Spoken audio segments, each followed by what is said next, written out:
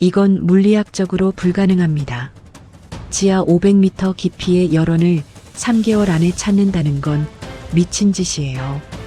MIT 에너지 연구소 소장의 이 한마디에 유럽에너지위원회가 발칵 뒤집혔습니다. 1985년부터 40년간 소련과 미국이 200억 달러를 쏟아부었지만 찾지 못한 북극권 지하 에너지원. 독일 연구팀 30명이 2년을 매달렸지만 실패했고 프랑스는 15억 유로를 날린 채 포기한 프로젝트였죠. 한국? 그 작은 나라가 뭘 안다고? 북극권은 우리 유럽의 뒷마당인데. EU 에너지 담당 국장은 코웃음을 쳤습니다. 그런데 단 3개월 만에 한국인 연구원 단 한 명이 그 비밀을 밝혀냈습니다. 더 충격적인 건 그가 발견한 게 단순한 지열이 아니라 냉전시대 핵에너지 저장 시설이었다는 사실. 이 폭로로 러시아, 중국, 미국이 한꺼번에 협상 테이블에 앉았죠. 대체 어떻게 혼자서 강대국들이 40년간 못 찾은 걸 찾아낸 걸까요? 그 뒤에 숨겨진 목숨을 건 진실 추적의 전말은 무엇일까요? 지금부터 그 놀라운 이야기를 공개합니다. 안녕하세요. 저는 민준입니다. 헬싱키 중앙역 플랫폼에 섰을 때 차가운 바람이 목덜미를 파고들었습니다. 2025년 2월의 핀란드는 여전히 겨울이 끝나지 않은 곳이었죠. 손에 든 커피 잔에서 김이 피어올랐지만 입술은 이미 얼얼했습니다. 11시 50분. 로바니에미행 기차는 정확히 정오에 출발한다고 했어요. 또 북쪽이야? 옆에 선 동료 유진이 물었습니다. 목소리에 걱정이 묻어났어요. 저는 고개를 끄덕이며 가방 끈을 고쳐 맸습니다. 이번이 마지막일 거야. 확인만 하면 돼. 그렇게 대답했지만 제 목소리도 확신에 차 있지는 않았습니다. 지난 3개월 동안 저는 이 말을 몇 번이나 반복했을까요? 핀란드 북극권 지열 연구소 파견 연구원. 겉으로는 그럴듯한 직함이었지만 실상은 달랐습니다. 영하 20도의 툰드라를 헤매며 데이터를 수집하고 낡은 컨테이너 숙소에서 밤을 지새우는 나날들이었죠. 플랫폼 반대편에서 한 무리의 관광객들이 웃으며 사진을 찍고 있었습니다. 오로라를 보러 가는 사람들이겠죠. 저도 처음 이곳에 왔을 때는 그런 설렘이 있었어요. 하지만 지금은 다릅니다. 가방 속에는 연구 노트와 측정 장비만 가득했고 머릿속에는 지난주 발견한 이상 수치들만 맴돌았습니다. 기차가 들어오는 소리가 들렸습니다. 철로 위로 무거운 바퀴가 구르는 소리, 브레이크가 천천히 걸리는 마찰음. 유진이 제 어깨를 툭 쳤습니다. 조심해. 거기 날씨 장난 아니라며. 저는 희미하게 웃었습니다. 날씨가 문제가 아니라는 걸 우리 둘 다 알고 있었어요. 문제는 제가 발견한 그 수치들이었습니다. 북위 68도 지점, 지하 300m 깊이에서 감지된 열 에너지 패턴. 교과서에도 없고 어떤 논문에서도 본 적 없는 형태였죠. 기차 문이 열렸습니다. 저는 가방을 들고 발을 내디뎠습니다. 객실 안은 따뜻했지만 등골은 여전히 차가웠습니다. 창밖으로 헬싱키의 회색 건물들이 천천히 멀어졌습니다. 그리고 저는 알고 있었습니다. 이번 여행이 정말로 마지막이 될지 아니면 모든 것의 시작이 될지. 기차는 북쪽을 향해 움직이기 시작했습니다. 기차가 속도를 내기 시작했습니다. 창밖으로 펼쳐진 풍경은 점점 더 황량해졌어요. 도시의 건물들이 사라지고 눈 덮인 소나무 숲이 끝없이 이어졌습니다. 저는 노트북을 꺼내 지난주 데이터를 다시 열었습니다. 화면에 띄워진 그래프를 보는 순간 가슴이 철렁했습니다. 여전히 이해할 수 없는 패턴이었죠. 지열 에너지가 이렇게 급격하게 상승할 수는 없습니다. 물리 법칙에 어긋나는 일이에요. 하지만 센서는 거짓말을 하지 않았습니다. 뭔가 잘못됐어. 혼잣말이 새어나왔습니다. 맞은편 좌석에 앉은 노부부가 잠깐 저를 쳐다봤지만 곧 다시 자신들의 대화로 돌아갔습니다. 휴대전화가 진동했습니다. 연구소장 토마스에게서 온 메시지였어요. 민준, 이번 주 측정은 신중하게. 본부에서 관심을 보이고 있네. 정확한 데이터가 필요해. 저는 화면을 오래 들여다봤습니다. 신중하게. 정확한 데이터. 그 말들이 무겁게 다가왔어요. 토마스는 알고 있었습니다. 제가 발견한 것이 단순한 측정 오류가 아니라는 걸요. 만약 이게 사실이라면 북극권 전체의 에너지 지도를 다시 그려야 할지도 모릅니다. 객실 안 스피커에서 안내 방송이 흘러나왔습니다. 핀란드어로 먼저, 그 다음 영어로. 다음 정차역은 탐페레라고 했습니다. 저는 창밖을 바라봤습니다. 눈밭 위로 작은 마을 하나가 지나갔어요. 빨간 지붕의 집들, 연기를 내뿜는 굴뚝들. 평온해 보이는 풍경이었습니다. 문득 아버지의 목소리가 떠올랐습니다. 제가 핀란드행을 결정했을 때 아버지는 말씀하셨죠. 과학자라는 건 말이야, 진실을 찾는 사람이어야 해. 편한 진실이 아니라 진짜 진실을 말이지. 그때는 그저 격려의 말씀으로만 들렸습니다. 하지만 지금은 달랐어요.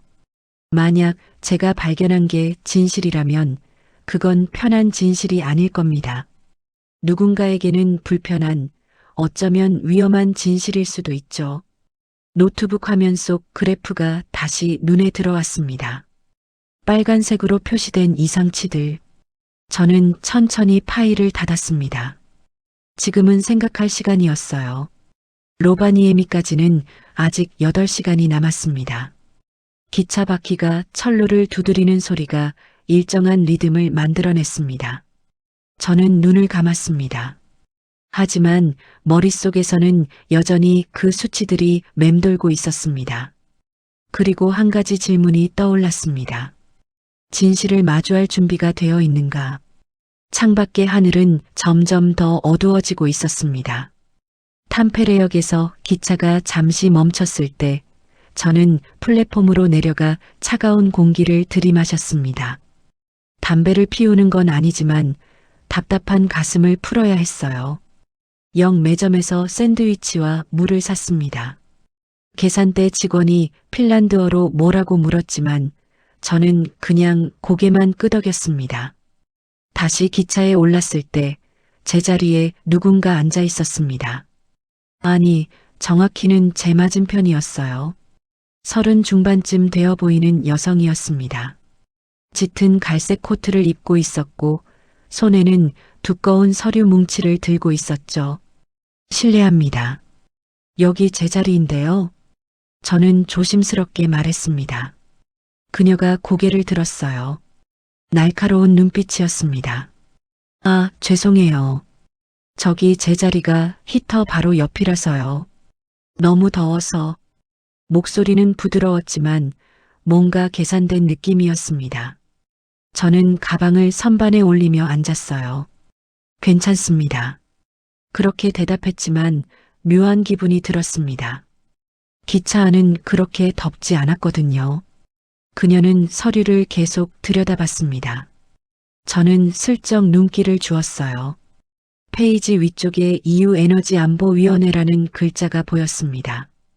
그 순간 그녀가 시선을 올렸습니다. 지열 연구하시나 봐요.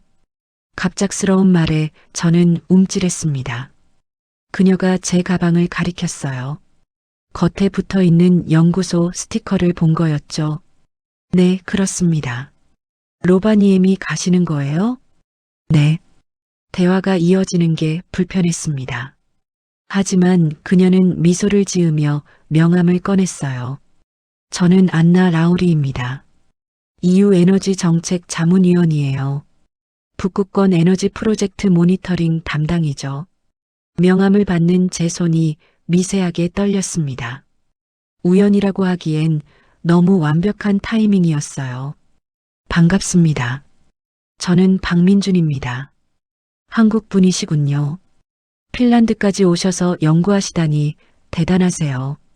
그녀의 눈빛이 제 노트북 가방을 훑었습니다.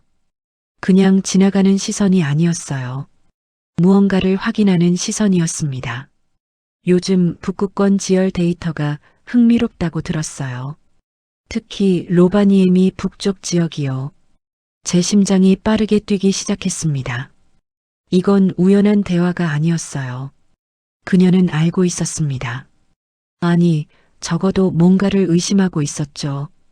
그냥 일상적인 측정입니다. 그렇군요. 안나는 다시 서리로 시선을 내렸습니다. 하지만 그녀의 입꼬리가 살짝 올라가 있었어요. 저는 창밖을 바라봤습니다. 해가 지고 있었습니다. 숲은 점점 더 짙은 어둠 속으로 잠겨갔어요. 기차는 계속 북쪽으로 달렸습니다. 그리고 저는 알았습니다. 이 여행이 생각보다 훨씬 복잡해질 거라는 걸요. 기차가 오울루를 지나칠 무렵 저는 화장실에 다녀오는 척하며 자리를 떴습니다. 복도를 걸으며 휴대전화를 꺼냈어요. 토마스에게 메시지를 보내야 했습니다. EU 자문위원이 같은 기차에 있습니다. 우연이 아닌 것 같아요. 전송 버튼을 누르려는 순간 뒤에서 목소리가 들렸습니다. 민준 씨, 안나였습니다. 저는 재빨리 화면을 껐어요. 화장실 가는 길이에요. 저도요.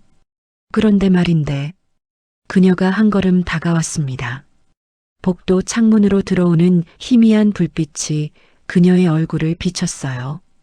표정이 달라져 있었습니다. 아까의 부드러움은 사라지고 날카로운 긴장감만 남아 있었죠. 솔직하게 이야기할까요?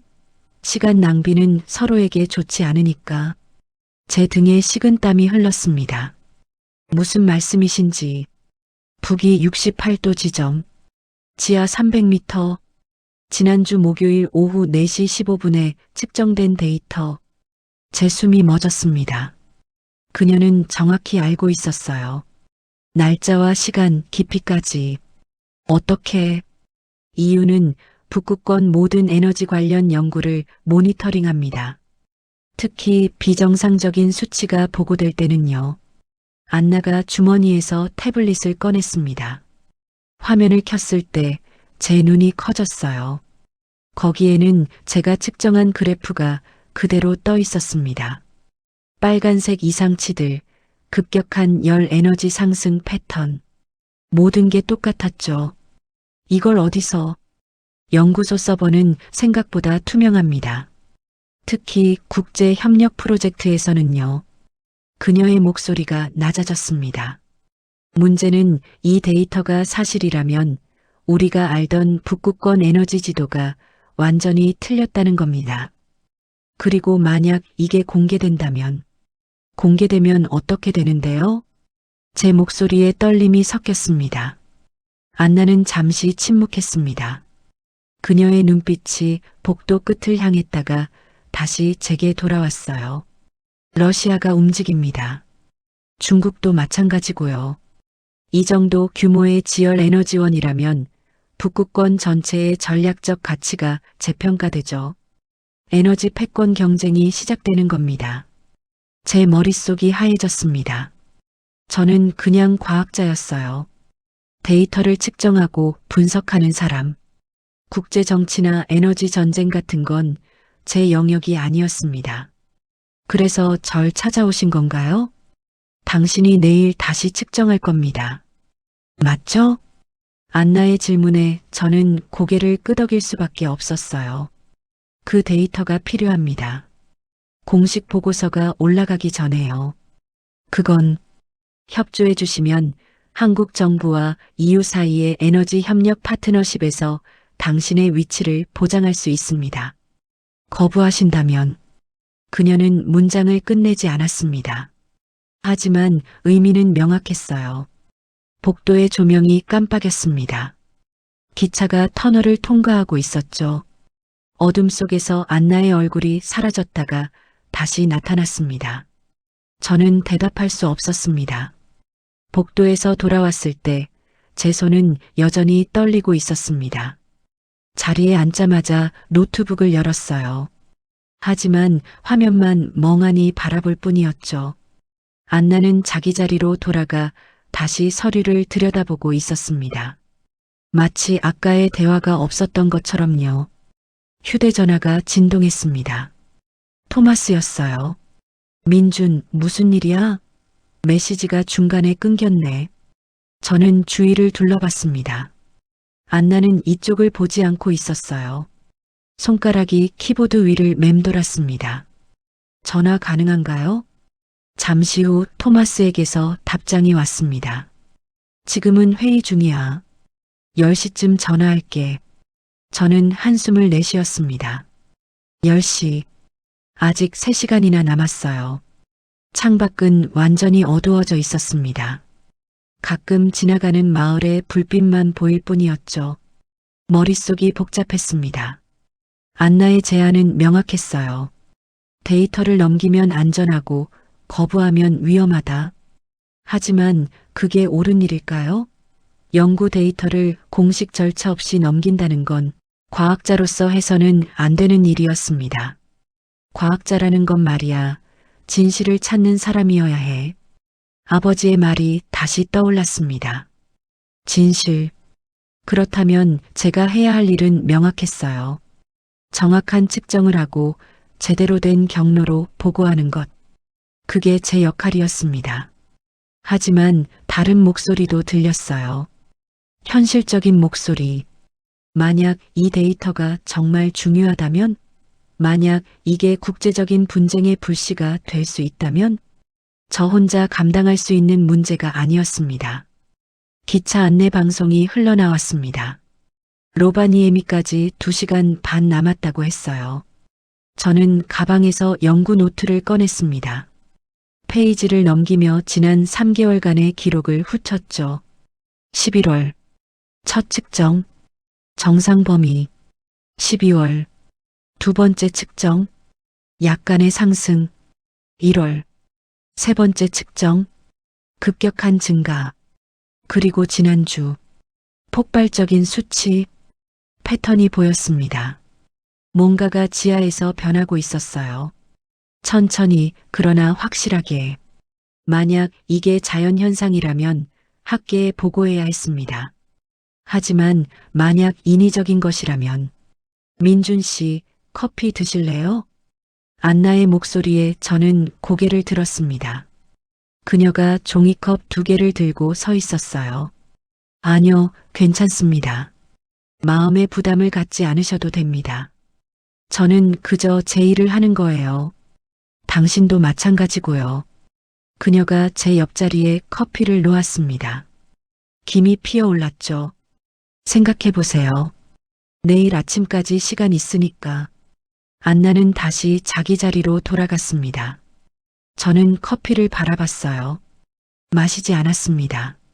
대신 창밖을 응시했죠. 눈밭 위로 오로라가 흐릿하게 보이기 시작했습니다. 녹색빛의 커튼이 하늘을 가로지르고 있었어요.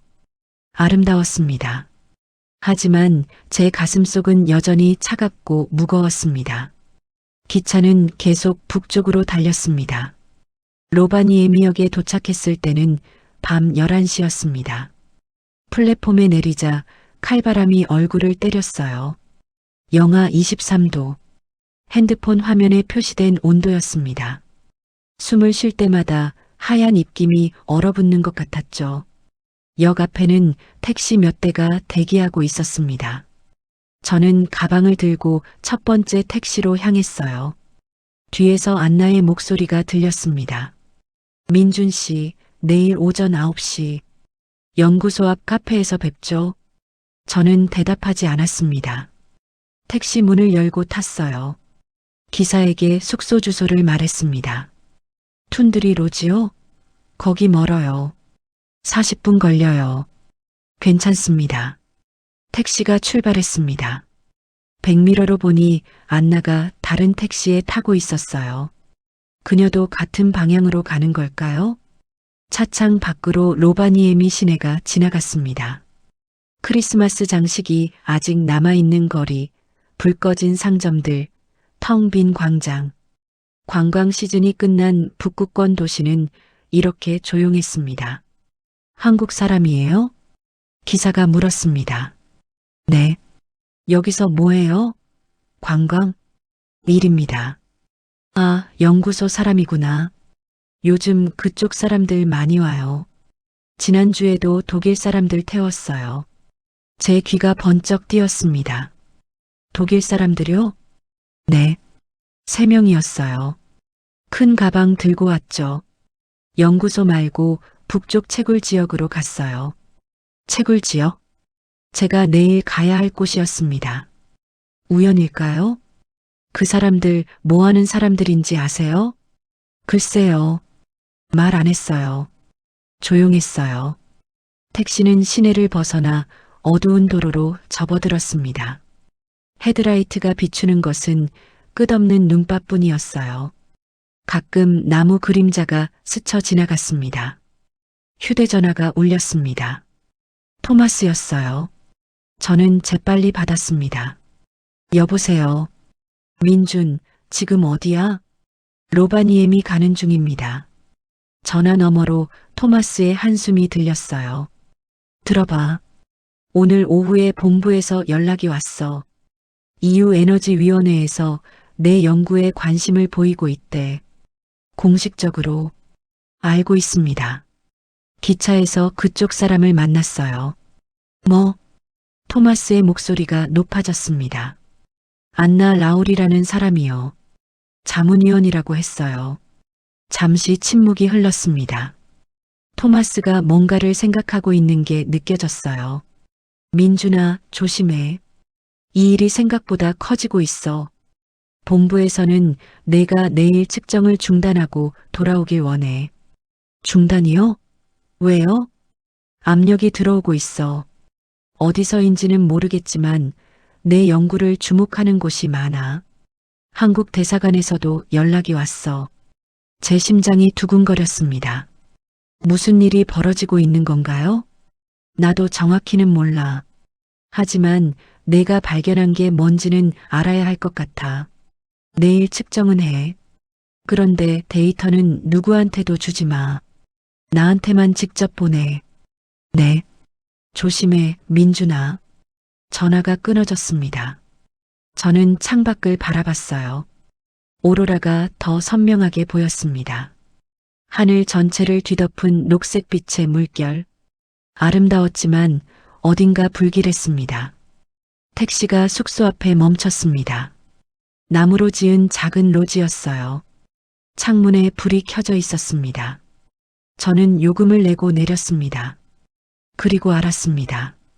이제 돌아갈 수 없다는 것을. 숙소 문을 열자 따뜻한 공기가 얼굴을 감쌌습니다. 로비에는 벽난로가 타오르고 있었어요. 불꽃이 나무를 핥으며 타닥타닥 소리를 냈습니다. 카운터에 아무도 없었습니다. 벨을 눌렀어요.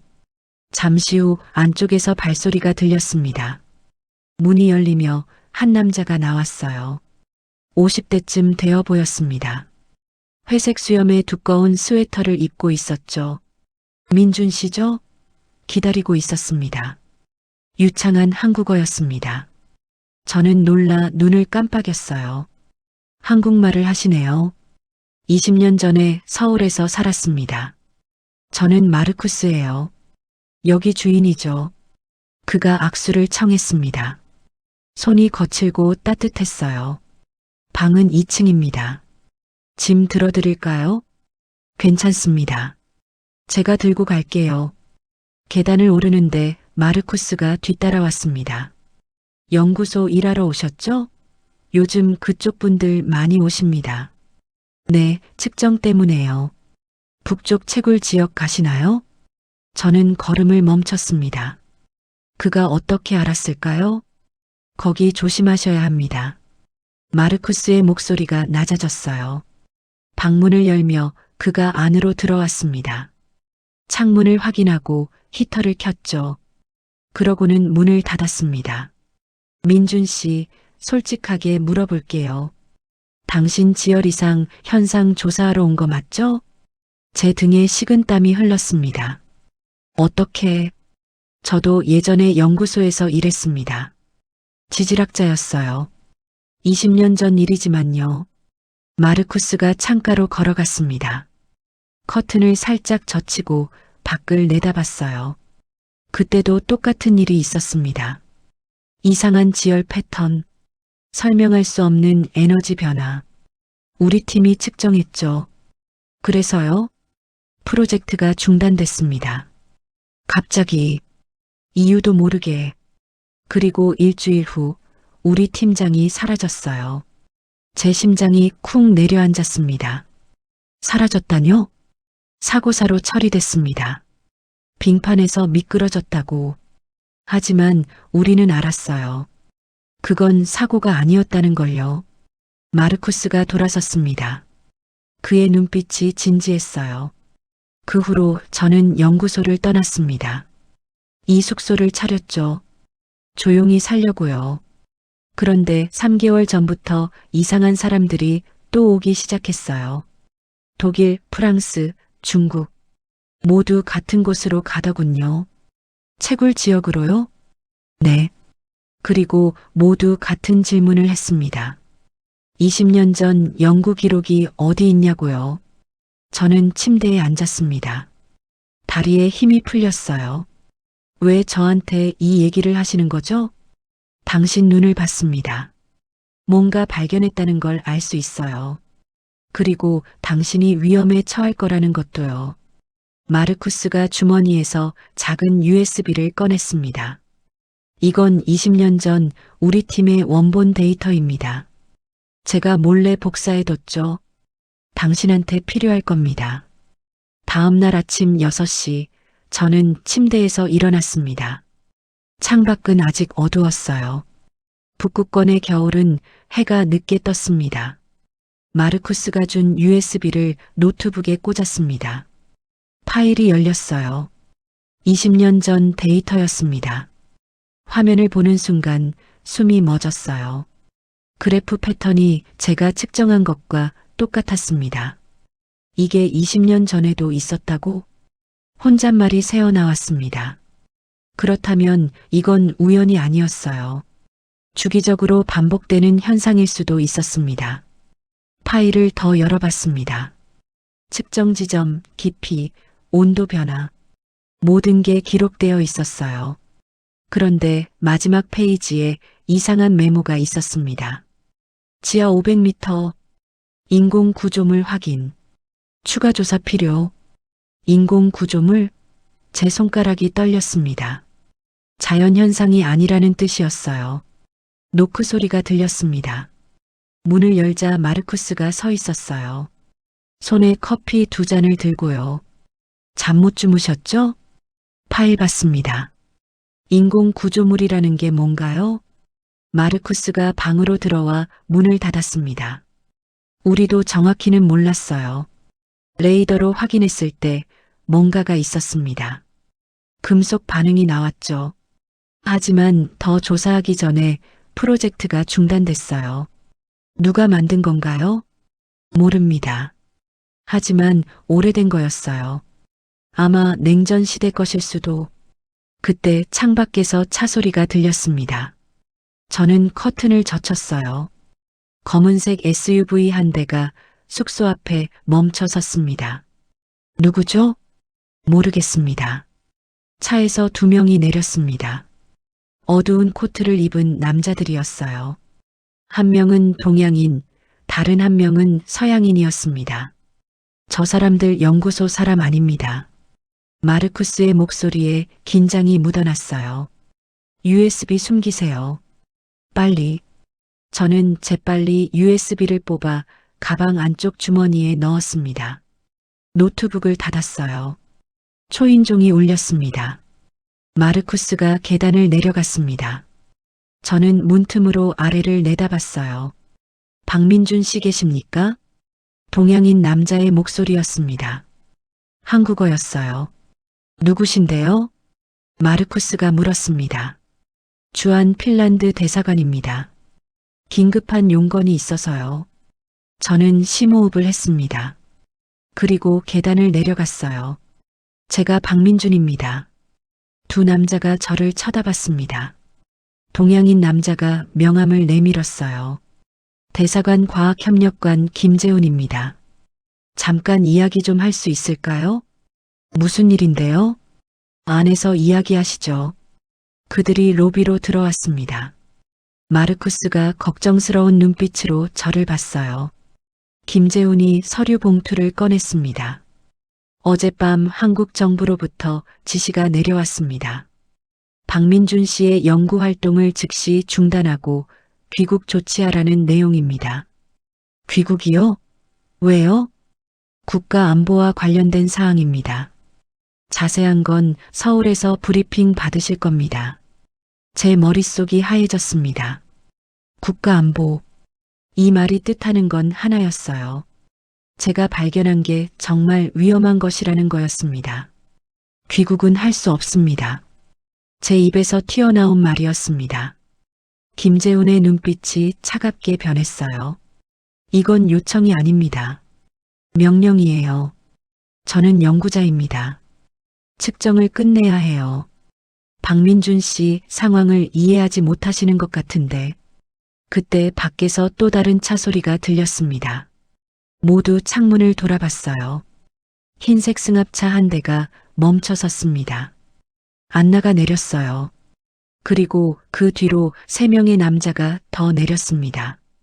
이유도 왔군요. 김재훈이 중얼거렸습니다. 안나가 문을 열고 들어왔습니다.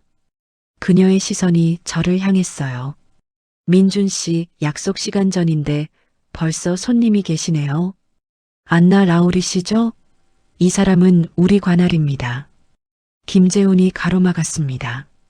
관할이요? 여긴 핀란드 영토입니다. 그리고 박민준 씨는 EU 연구 프로젝트에 참여 중이에요. 그는 한국 국민입니다.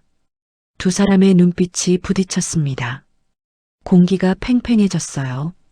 저는 뒤로 한 걸음 물러섰습니다. 마르쿠스가 제 팔을 잡았어요. 뒷문으로 나가세요. 뭐? 지금 아니면 못 나갑니다. 마르쿠스가 속삭였습니다. 그의 눈빛이 진지했어요. 안나와 김재훈이 계속 말다툼을 하고 있었습니다. 다른 사람들은 긴장한 채 서 있었죠. 저는 천천히 뒤로 물러났습니다. 부엌 쪽으로요. 마르쿠스가 앞장섰어요. 뒷문을 열었습니다. 차 키 받으세요. 제 트럭입니다. 뒤쪽에 있어요. 하지만 측정 지점까지 30분 걸립니다. 북쪽으로 쭉 가세요. 돌아올 때는 연락하고요. 왜 저를 도와주시는 거죠? 20년 전에 제가 하지 못한 일을 당신이 해야 하니까요. 마르쿠스가 제 어깨를 두드렸습니다. 저는 뒷문을 나섰습니다. 차가운 공기가 폐를 찔렀어요. 트럭이 보였습니다. 낡은 도요타였죠. 시동을 걸었습니다. 엔진이 덜컹거리며 살아났어요. 기어를 넣었습니다. 그때 뒷문이 벌컥 열렸습니다. 안나가 뛰어나왔어요. 민준 씨. 저는 엑셀을 밟았습니다. 트럭이 앞으로 튀어나갔어요. 백미러로 안나가 뛰어오는 게 보였습니다. 하지만 곧 멀어졌죠. 눈길을 달렸습니다. 하얀 벌판이 끝없이 펼쳐져 있었어요. 해가 떠오르기 시작했습니다. 붉은 빛이 지평선을 물들였죠. 제 손이 핸들을 꽉 쥐었습니다. 돌아갈 수 없었어요. 이제 선택은 하나뿐이었습니다. 진실을 찾는 것. 눈길을 30분쯤 달렸을 때 휴대전화가 울렸습니다. 토마스였어요. 저는 받지 않았습니다. 곧바로 안나에게서도 전화가 왔죠. 그것도 무시했습니다. GPS를 켰습니다. 측정 지점까지 10km. 하지만 100m에 뭔가 보였어요. 검은 점 하나. 점점 커지고 있었습니다. 젠장. 누군가 따라오고 있었어요. 속도를 올렸습니다. 낡은 트럭이 흔들리며 비명을 질렀죠. 휴대전화가 또 울렸습니다. 이번엔 모르는 번호였어요. 받았습니다. 박민준 씨, 낯선 남자 목소리였습니다. 차분하고 냉정했어요. 누구세요? 그건 중요하지 않습니다. 중요한 건 당신이 지금 위험하다는 거죠. 제 등에 식은땀이 흘렀습니다. 무슨 소리죠? 뒤를 보세요. 따라오는 차가 보이죠? 저 사람들은 당신 데이터가 필요합니다. 어떤 수단을 써서라도요. 백미러를 봤습니다. 검은 SUV가 더 가까워져 있었어요. 당신은 누구고 왜 전화한 거죠? 저는 당신을 도우려는 사람입니다. 측정 지점 500m 전에 폐건물이 있습니다. 거기로 들어가세요. 왜 제가 당신을 믿어야 하죠? 선택권이 없으니까요. 전화가 끊어졌습니다. 앞쪽에 무언가 보였습니다. 회색 콘크리트 건물. 반쯤 무너진 구조물이었어요. 옛날 채굴 시설 같았습니다. 저는 핸들을 꺾었습니다. 트럭이 미끄러지며 건물 쪽으로 방향을 틀었어요. 타이어가 눈을 뿌리며 멈춰 섰습니다. 차에서 내려 건물 안으로 뛰어들었습니다. 어두웠어요. 천장 일부가 무너져 있었고 녹슨 장비들이 여기저기 널려 있었습니다. 밖에서 차 소리가 들렸습니다. 멈춰 섰어요. 문 여는 소리, 발소리, 박민준, 안나의 목소리였습니다. 나와요. 이야기합시다. 저는 숨을 죽였습니다. 건물 안쪽으로 더 들어갔어요. 계단이 보였습니다. 지하로 내려가는 계단이었죠. 민준 씨, 우리가 적이 아닙니다. 하지만 당신을 지킬 수 없어요. 다른 사람들이 오고 있습니다. 안나의 목소리가 가까워졌습니다. 저는 계단을 내려갔습니다. 어둠 속으로 손전등을 켰어요. 좁은 통로가 나타났습니다. 벽에는 오래된 배선들이 늘어져 있었어요. 통로 끝에 문이 있었습니다. 녹슨 철문. 손잡이를 돌렸어요. 삐걱거리며 열렸습니다. 그 안에는 작은 방이 있었습니다. 그리고 벽에 무언가 붙어 있었어요. 지도였습니다. 북극권 전체 지도. 여러 지점에 빨간 표시가 되어 있었죠. 측정 지점들이었습니다. 그리고 그 옆에 글씨가 적혀 있었습니다. 북극광 프로젝트 마이너스 1985. 제 심장이 멎었습니다. 손전등 불빛이 지도를 비췄습니다. 빨간 점들이 선으로 연결되어 있었어요. 패턴이 보였습니다. 북극권을 가로지르는 거대한 원. 그 중심에 제가 측정하던 지점이 있었죠. 1985년부터 이미 알고 있었다는 건가? 혼잣말이 새어나왔습니다. 벽 옆 책상에 낡은 파일 상자가 있었습니다. 먼지를 털어내고 열었어요. 서류 뭉치들, 러시아어와 영어로 된 문서들이었습니다. 첫 페이지를 넘겼습니다. 극비라는 도장이 찍혀 있었어요. 읽을 수 있는 부분만 훑었습니다. 지하 여론 개발 프로젝트, 소련 마이너스 핀란드 공동 연구, 군사적 목적. 제 손이 떨렸습니다. 이건 단순한 지열 연구가 아니었어요. 냉전 시대의 비밀 프로젝트였습니다. 갑자기 위층에서 쿵 소리가 났습니다. 여러 명의 발소리. 안나 혼자가 아니었어요. 지하로 내려간 것 같습니다. 남자 목소리가 들렸습니다. 저는 서류를 가방에 쑤셔 넣었습니다. 다른 출구를 찾아야 했어요. 손전등을 방 안쪽으로 돌렸습니다. 반대편에 또 다른 문이 보였죠. 뛰어갔습니다. 문을 열었어요. 계단이 더 깊이 내려가고 있었습니다. 거기서 뒤에서 목소리가 들렸습니다. 안나였어요. 저는 계단을 뛰어내려갔습니다. 발을 헛디뎠어요. 몸이 앞으로 쏠렸습니다. 계단을 굴렀죠. 어깨가 벽에 부딪혔어요. 아팠습니다. 바닥에 쓰러졌습니다. 손전등이 굴러가며 어둠 속으로 사라졌어요. 발소리가 가까워졌습니다. 저는 일어서려 했지만 다리에 힘이 없었어요. 발목을 삐었나 봅니다. 불빛이 제 얼굴을 비쳤습니다. 안나가 계단 위에 서 있었어요. 그 뒤로 3명의 남자들이 더 있었습니다. 민준 씨, 이제 끝입니다. 안나가 천천히 내려왔습니다. 가방 주세요. 안 돼요. 선택권이 없어요. 한 남자가 다가와 제 가방을 낚아챘습니다. 저는 붙잡으려 했지만 소용없었어요. 안나가 가방을 열었습니다. 서류들을 꺼내 훑어봤어요. 그녀의 표정이 굳어졌습니다. 이걸 찾았군요. 그게 뭔데요? 도대체 왜 이러는 거예요? 안나가 저를 내려다봤습니다. 그녀의 눈빛에 동정 같은 게 스쳤어요. 미안합니다. 하지만 이건 당신이 관여할 일이 아니에요. 그녀가 손을 들었습니다. 한 남자가 주사기를 꺼냈어요. 잠깐, 뭐 하는 거예요? 제가 소리쳤지만 남자가 제 팔을 잡았습니다. 주사 바늘이 피부를 뚫었어요. 차가운 액체가 혈관으로 퍼졌습니다. 시야가 흐려졌어요. USB, 마르쿠스, 중얼거렸지만 목소리가 제대로 나오지 않았습니다. 안나의 얼굴이 멀어졌습니다. 모든 게 어두워졌어요. 의식이 사라졌습니다. 눈을 떴을 때 천장이 보였습니다. 하얀 천장, 형광등 불빛이 눈을 찔렀어요. 몸을 움직이려 했지만 움직여지지 않았습니다. 손목과 발목이 뭔가에 묶여 있었어요. 침대였습니다. 병원 침대 같았죠? 깨어났군요. 옆에서 목소리가 들렸습니다. 고개를 돌렸어요. 김재훈이 의자에 앉아 있었습니다. 여긴 어디죠? 목소리가 갈라졌습니다.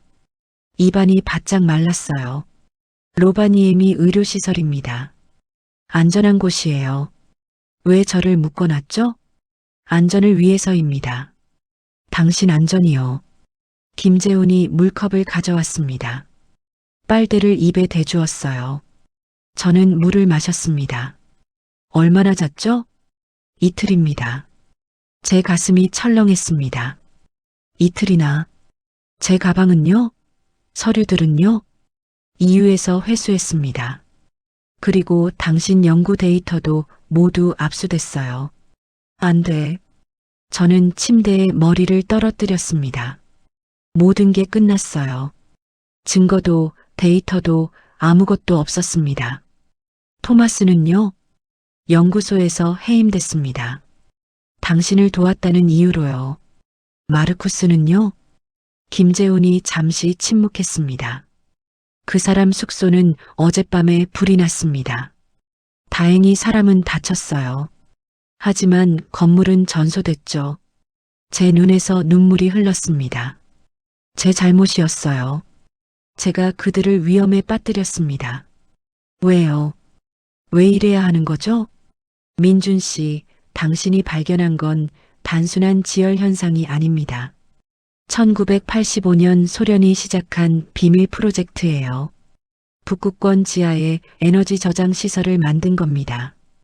핵 에너지를 지열로 위장해서요. 제 숨이 멎었습니다. 핵 에너지라고요? 냉전이 끝나면서 프로젝트가 중단됐습니다. 하지만 시설은 그대로 남았어요. 그리고 지금 그게 다시 활성화되고 있습니다. 누가요? 모릅니다.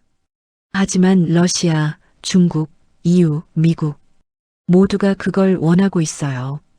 북극권 에너지 패권을 쥐는 자가 다음 시대를 지배하니까요. 김재훈이 일어섰습니다. 당신은 내일 한국으로 돌아갑니다. 이 일은 잊으세요. 당신 인생을 위해서요. 하지만 진실은요? 진실은 때로 사람을 죽입니다. 김재훈이 문을 열고 나갔습니다. 문이 닫히는 소리, 자물쇠 잠기는 소리. 저는 천장을 바라봤습니다. 형광등이 깜빡였어요. 실패했습니다. 모든 게 끝났습니다. 하지만 가슴 한쪽에서 뭔가 타오르기 시작했습니다. 분노였어요. 그리고 결심이었습니다. 이대로 끝낼 수 없었습니다. 손목에 묶인 끈을 만져봤습니다. 플라스틱이었어요. 느슨했습니다. 창밖으로 해가 지고 있었습니다. 어둠이 오고 있었어요. 저는 끈을 비틀기 시작했습니다. 1시간쯤 지났을 때 손목끈이 풀렸습니다. 천천히 일어나 발목끈도 풀었어요. 다리가 저렸지만 참았습니다. 문으로 다가갔습니다. 손잡이를 돌렸어요. 잠겨 있었죠. 하지만 문틈으로 빛이 새어나왔습니다. 복도에 사람이 없는 것 같았어요. 주머니를 뒤졌습니다. 텅 비어 있었어요. 휴대전화도 지갑도 없었습니다. 하지만 허리춤에 뭔가 만져졌어요. USB였습니다. 마르쿠스가 준 USB. 아직 있었어요. 그들이 발견하지 못한 겁니다. 창문을 봤습니다. 1층이었어요. 창문을 열려 했지만 잠겨 있었습니다. 옆 테이블에 의자를 들었어요. 창문을 향해 내리쳤습니다. 유리가 깨지는 소리. 크지 않았지만 복도에서 발소리가 들렸습니다. 뭐야? 저는 창문 밖으로 뛰어내렸습니다. 눈밭에 떨어졌어요. 차가웠습니다. 일어나 뛰었습니다. 뒤에서 소리가 들렸습니다. 도망쳤다. 건물 뒤편으로 돌아갔습니다. 어둠이었어요. 가로등 불빛만 희미하게 보였습니다. 주차장이 있었습니다. 차들이 몇 대 서 있었어요. 한 대씩 확인했습니다. 문이 잠겨 있었죠. 마지막 차, 오래된 승합차였습니다. 문을 당겼어요. 열렸습니다. 안으로 들어갔습니다. 시동키를 찾았어요. 선바이저 뒤에 있었습니다. 손이 떨렸어요. 키를 꽂았습니다. 시동을 걸었습니다. 엔진이 켜졌어요. 헤드라이트를 켰습니다. 앞에 2명의 남자가 서 있었어요. 손을 들고 소리쳤습니다. 멈춰. 저는 기어를 넣었습니다. 엑셀을 밟았어요. 차가 앞으로 튀어나갔습니다. 남자들이 옆으로 피했어요. 주차장을 빠져나갔습니다. 백미러로 봤습니다. 남자들이 다른 차로 뛰어가고 있었어요. 도로로 나왔습니다. 어디로 가야 할까요? 연구소는 안 됩니다. 숙소도 안 돼요. 그때 생각났습니다. 측정 지점, 폐건물, 거기에 답이 있을지도 몰라요. GPS를 켰습니다. 위치를 입력했어요. 20km. 차를 몰았습니다. 눈길이었지만 속도를 냈어요. 뒤에서 헤드라이트가 보였습니다. 따라오고 있었어요. 하지만 이번엔 달랐습니다. 포기하지 않을 겁니다. 주머니 속 USB를 만졌습니다. 이게 마지막 증거였어요. 이걸로 진실을 밝혀야 했습니다. 도로가 좁아졌습니다. 숲속으로 들어가고 있었어요. 나무들이 양옆으로 지나갔습니다. 하늘에 오로라가 다시 나타났습니다. 초록빛이 춤을 췄어요. 저는 핸들을 꽉 쥐었습니다. 이번엔 끝까지 간다. 차는 어둠 속으로 달려갔습니다. 폐건물에 도착했을 때 뒤따르던 차의 불빛이 멀리 보였습니다. 시간이 없었어요. 차에서 내려 건물로 뛰어들었습니다. 지하로 내려가는 계단. 손전등 없이 어둠 속을 더듬었어요. 벽을 짚으며 내려갔습니다. 지도가 있던 방. 문을 열었어요. 먼지 냄새가 코를 찔렀습니다. 창문으로 달빛이 희미하게 들어왔습니다. 책상을 찾았어요. 오래된 컴퓨터가 있었습니다. 작동할까요? 전원 버튼을 눌렀습니다. 아무 반응이 없었어요. 뒤를 살폈습니다. 케이블이 빠져 있었죠. 꽂았습니다. 다시 눌렀습니다. 화면이 깜빡였어요. 부팅되기 시작했습니다. 위층에서 발소리가 들렸습니다. 여러 명이었어요. 빨리. 화면이 켜졌습니다. 로그인 창이 떴어요. 비밀번호를 물었습니다. USB를 꽂았습니다. 파일을 열었어요. 마지막 문서. 거기에 숫자가 적혀 있었습니다. 1985-NL. 입력했습니다. 엔터. 화면이 바뀌었어요. 파일들이 나타났습니다. 수백 개의 문서, 사진, 설계도, 북극광 프로젝트 전체 자료구나. 발소리가 계단을 내려오고 있었습니다. 손이 떨렸지만 마우스를 움직였습니다. 이메일 프로그램을 열었어요. 오래된 프로그램이었지만 작동했습니다. 토마스 이메일 주소, 한국 대사관, 유진. 기억나는 모든 주소를 입력했습니다. 파일을 첨부했어요. 모든 자료, 지도, 문서, 측정 데이터, 제목에 썼습니다. 북극권 진실, 공개되어야 합니다. 전송 버튼에 손가락을 올렸습니다. 거기서 안나가 문간에 서 있었습니다. 권총을 들고 있었어요. 손 치워요. 안 돼요. 이건 세상이 알아야 해요. 그럼 당신이 죽습니다.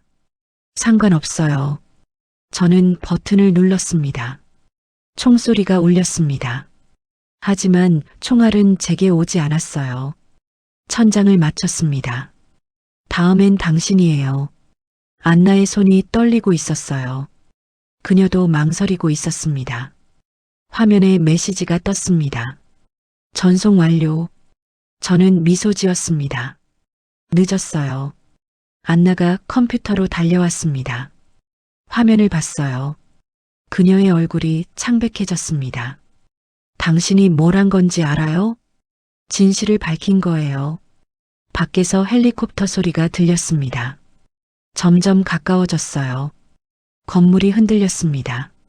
안나가 창밖을 봤습니다. 서치라이트가 건물을 비췄어요. 핀란드 경찰입니다. 확성기 소리가 울렸습니다. 안나가 총을 내렸습니다. 그녀는 무너져 내렸어요. 끝났군요. 저도 바닥에 주저앉았습니다. 온몸에 힘이 풀렸어요. 이제 시작이에요. 헬리콥터가 착륙했습니다. 불빛이 창문을 가득 채웠습니다. 저는 USB를 꺼내 주머니 깊숙이 넣었습니다. 마지막 보험이었어요. 문이 열렸습니다. 경찰들이 들어왔습니다. 진실은 이제 세상 밖으로 나갔습니다. 3개월이 흘렀습니다. 서울 여의도 한 카페. 창밖으로 한강이 보였어요. 봄이 왔습니다. 벚꽃이 흩날리고 있었죠. 제 앞에 놓인 신문. 일면 기사였습니다. 북극권 비밀 프로젝트 공개. 국제에너지 협력론의 시작. 기사를 읽었습니다. EU, 러시아, 중국, 한국이 협상 테이블에 앉았다고 했어요. 북극권 에너지를 평화적으로 관리하기 위해서라고 했습니다. 휴대전화가 울렸습니다. 토마스였어요. 민준, 기사 봤어? 네, 지금 보고 있습니다. 자네 덕분이야. 진실이 밝혀지지 않았다면 아마 전쟁이 났을 거야. 전쟁이요? 각국이 몰래 그 시설을 차지하려 했어. 하지만 자네가 공개하는 바람에 더 이상 숨길 수 없게 됐지. 저는 한강을 바라봤습니다. 유람선이 지나가고 있었어요. 마르쿠스는 어떻게 됐어요? 괜찮아. 새 숙소 차렸어. 자네한테 고맙다고 전하더군. 가슴이 따뜻해졌습니다. 안나는요? EU에서 해임됐어. 하지만 기소되진 않았어. 증인으로 협조했거든. 전화를 끊었습니다. 커피를 한 모금 마셨어요. 쌉쌀했습니다. 누군가 옆자리에 앉았습니다. 유진이었어요. 형, 요즘 유명인 됐네. 언론사에서 인터뷰 요청 엄청 들어온다며? 다 거절했어. 왜? 책이라도 쓰면 대박 날 텐데. 저는 고개를 저었습니다. 난 그냥 과학자야. 진실을 찾고 싶었을 뿐이야. 유진이 어깨를 두드렸습니다. 그래도 멋있어. 세상을 바꿨잖아. 세상을 바꿨다. 그런 거창한 생각은 안 했어요. 그냥 옳은 일을 하려 했을 뿐입니다. 주머니에서 USB를 꺼냈습니다. 마르쿠스가 준 것, 아직 가지고 있었어요. 이제 이걸 어떻게 하지? 박물관에 기증하는 건 어때? 역사적 자료잖아. 좋은 생각이었습니다. 창밖으로 사람들이 걷고 있었습니다. 평범한 일상. 그들은 몰랐어요. 북극권 지하에 어떤 비밀이 있었는지, 얼마나 위험했는지. 하지만 이제 그건 과거였습니다. 진실이 밝혀졌고 세상은 조금 더 안전해졌어요. 휴대전화에 메시지가 왔습니다. 핀란드 연구소에서였어요. 박민준 박사님, 북극권 공동 연구 프로젝트 책임자로 초청하고 싶습니다. 저는 미소 지었습니다. 다시 시작이었어요. 이번엔 숨김없이 투명하게 벚꽃잎이 창문에 닿았다가 날아갔습니다. 저는 답장을 쓰기 시작했습니다. 제안 감사합니다. 수락하겠습니다. 새로운 여행이 기다리고 있었습니다. 하지만 이번엔 두렵지 않았어요. 진실은 언제나 빛을 찾아가니까요.